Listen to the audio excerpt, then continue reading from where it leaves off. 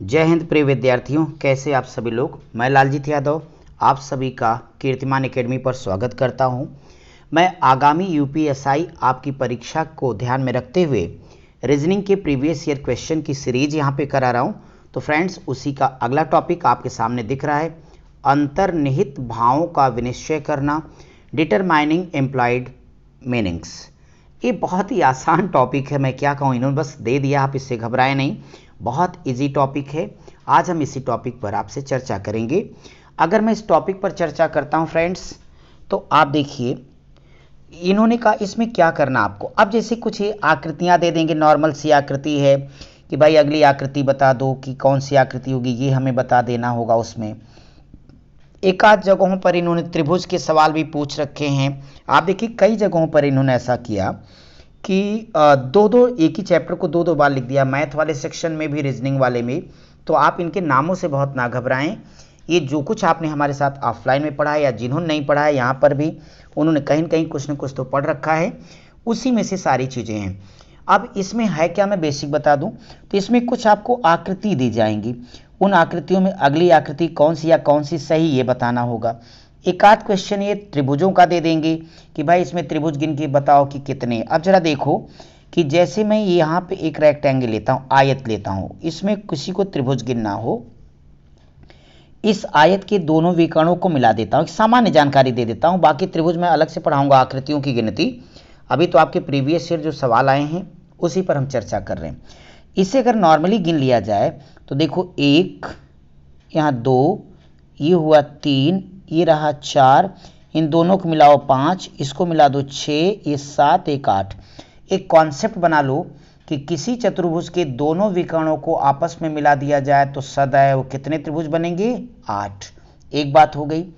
अगली बात फ्रेंड्स, यहाँ पे ये समझ लीजिए कि जैसे अब यहाँ पे ऐसे हमने खींच दिया, भाई ये ऐसे कर दिया, यहाँ से यूँ दोनों डायगोनल को मिला दिया, यानी इस बार दो चतुर्भुज हैं। तो आपने अभी क्या सीखा मेरे साथ कि जब चतुर्भुज मिला दोगे तो यहाँ 8 त्रिभुज बनेगा, यहाँ पर भी 8 बन जाएगा, लेकिन मिलेंगे हर मोड़ पर दो। आप कहते हैं ना राधा श्याम, चलो हर मोड़ पर दो मिलेंगे, यानी एक ये वाला त्रिभुज, एक ये वाला एक्स्ट्रा बन जाएगा।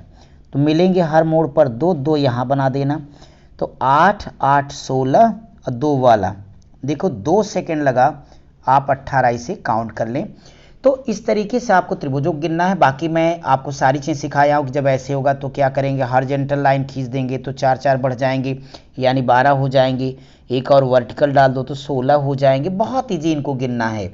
या फिर यूँ कह लिया जाए कि ऐसी कोई शेप हमें दे दी जाए जिसमें ऐसे लिखा हुआ हो, तो क्या करना है, कुछ नहीं करना, नॉर्मल सी गिनती गिनते जाना है कि भाई 1 2 3 हमारे पास यहाँ पे बन रहे हैं। अब त्रिभुजों की गिनती करनी है, ऐसे लाइनिंग कर दिया जाए तो इनकी जितनी भी रेखाएं उनको गिन लेना कि खड़ी वाली कितनी है, तो 1 2 3। तो आप कह सकते हो यहाँ से 3C2 गुणे इस तरह से कितने हैं, 1 1 2, तो इसका मतलब हो जाएगा 2C1। तो आप आराम से करोगे 3 गुणे 2 बटे 2 और गुणे 2 बटे 1, 2 से 2 काट देना, 3 दूनी 6 त्रिभुज आपका आंसर। तो यानी इस तरह की चीज़ें आपने पढ़ी होगी। अब मैं सीधे उन सवालों की तरफ आता हूं जो आपको पढ़ना है। तो देखिए, क्योंकि इसमें कुछ बेसिक चीज़ें अपने पास होती हैं जो आपको पता है, तो मैं उन सवालों को करता हूं जो फिलहाल अंतर्निहित भावों के अंतर्गत पूछे गए हैं।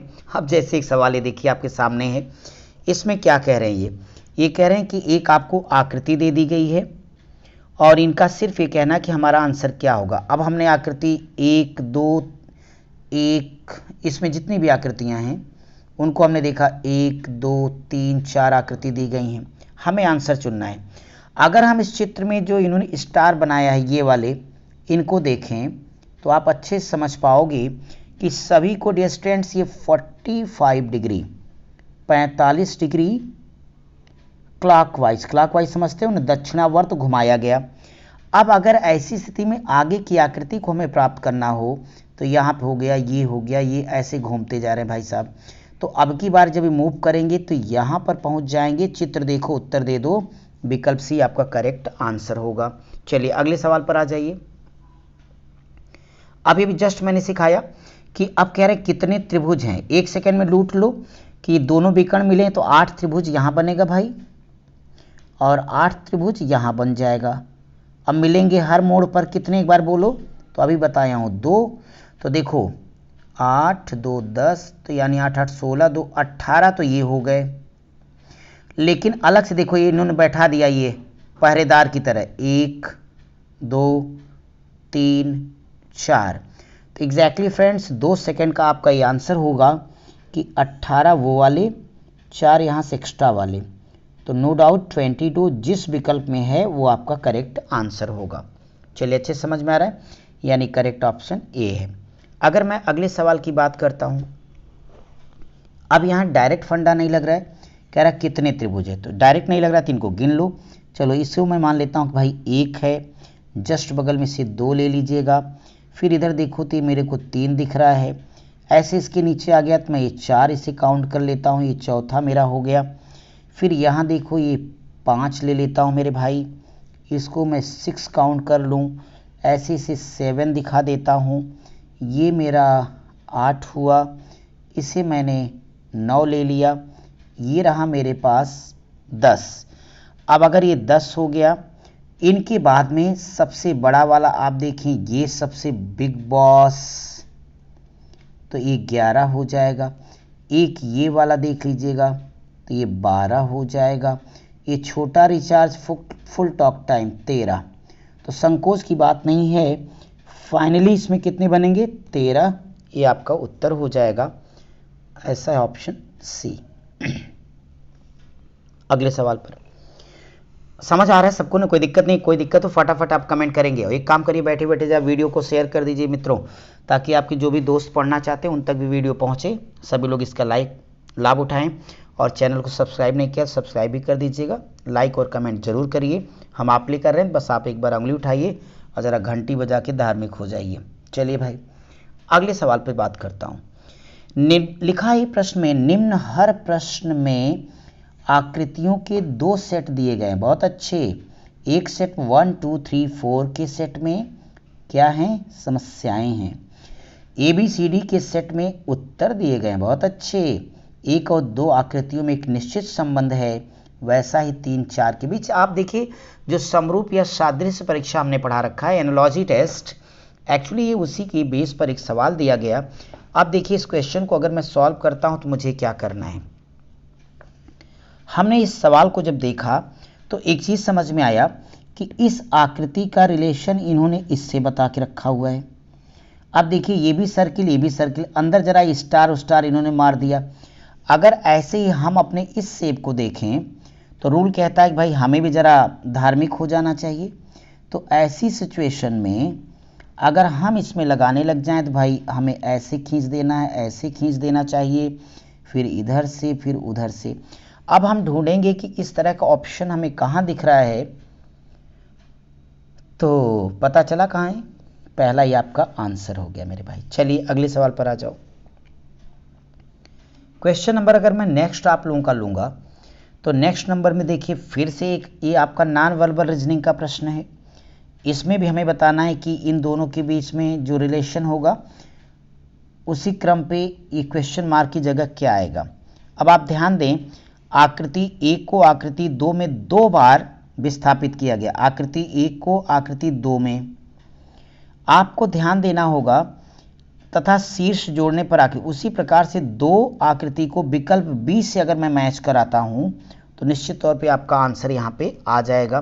तो यानी मैं कहना चाहता था कि देखिए यहाँ पे ये आकृति है और सही बताएं तो संबंध यहाँ पे दिख रहा है आपको कि यहाँ 1 बार है, यहाँ 2 बार। ऐसे अगर इसको 2 बार मैच करा देंगे तो करेक्ट ऑप्शन आपका विकल्प बी होगा, यही आपका उत्तर है। आराम से समझ में आ रहा होगा, आप लोगों ने तो पढ़ा है। जस्ट हम आगे चलेंगे अगले सवाल के लिए। अब ये जगह आगे भाई साहब कहते हैं कि कौन सी आकृति प्रश्नवाचक चिन्ह पर आएगी। अबे भाई देखता हूं मैं, अगर मैं इस सवाल को देखूं तो प्रश्न आकृति 1 के संदर्भ में 2 को अगर देखें, 1 के संदर्भ में 2 को, तो यहाँ पे ये 90 डिग्री क्लॉकवाइज, समझ रहे हैं, क्लॉकवाइज यानी दक्षिणावर्त ये घूम रही है। अगर हम यस जैसी आकृति ये वाली है, इसको देखें तो विशेष प्रकार से पुरानी आकृति की जगह जाकर के क्या कर रही है, जुड़ जा रही भाई। ठीक है, जो संबंध 1 2 का वैसा ही अगर हम आकृति 3 का देखें तो ऐसा संबंध साफ साफ हमें विकल्प कौन सा नजर आएगा, बी आएगा। तो विकल्प बी में हम देखें तो ऐसा ही संबंध मेरे को साफ साफ नजर आता है। तो निश्चित तौर पे हम अपने इस प्रश्न का उत्तर ले लेंगे विकल्प बी, यही आंसर है। अब अगर मैं आपके अगले प्रश्न के बारे में चर्चा करता हूं तो यहां कहा गया दर्शाई गई आकृति में कौन सी अन्य से भिन्न है, जो डिफरेंट है, अलग है, वो आपका उत्तर होगा। अगर यहां देखूं तो करेक्ट ऑप्शन के लिए जितनी भी विकल्प ए है, ये अगर हम विकल्प ए की बात करते हैं तो आपको पता चला इस आकृति के सिवाय सभी आकृतियां अंदर की दोनों आपस में जुड़ी हैं। देखिए, चाहे ये आकृति हो, ये हो, सब अंदर में एक दूसरे से जुड़ी हैं। लेकिन इसको देखो, ये अलग है, ये अलग है, केवल लास्ट वाली जाके जुड़ी है। इस नाते ये सबसे डिफरेंट है और यही हमारा आंसर भी है। चलिए अगले सवाल पर आइए। यहां पे कहते हो नीचे 5 डिजाइन वाले चित्र दिए गए हैं जिनको 1 से 5 तक की संख्या दी गई, 1 2 3 4 5। ठीक है, इनमें से 2 समान हैं। आप कहते हैं ना, तू धरती पे चाहे जहां रहे हम ढूंढ लेंगे, तो ढूंढ के दिखाओ ना। यानी 2 सेम इसमें कौन से हैं, ये आप सबको ढूंढना है। ढूंढो ढूंढो मेरे शेरों, फटाफट कमेंट करो और जरा देखो, जिसकी तलाश थी वो मिल गया।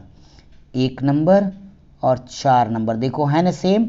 यहाँ पे क्रॉस, यहाँ पे क्रॉस, यहाँ डॉट्स, यहाँ डॉट्स, यहाँ स्टार, यहाँ स्टार, यहाँ सर्कल, यहाँ सर्किल। हो गया, ये हमारा आंसर हुआ। और फ्रेंड्स, इस टॉपिक में आपके एसआई से अभी तक के प्रीवियस ईयर में इतने ही सवाल पूछे गए। मैं आपसे आपकी अगली क्लास में मिलता हूँ, तब तक आप सब पढ़ते रहिए, स्वस्थ रहिए, मस्त रहिए। Thank you.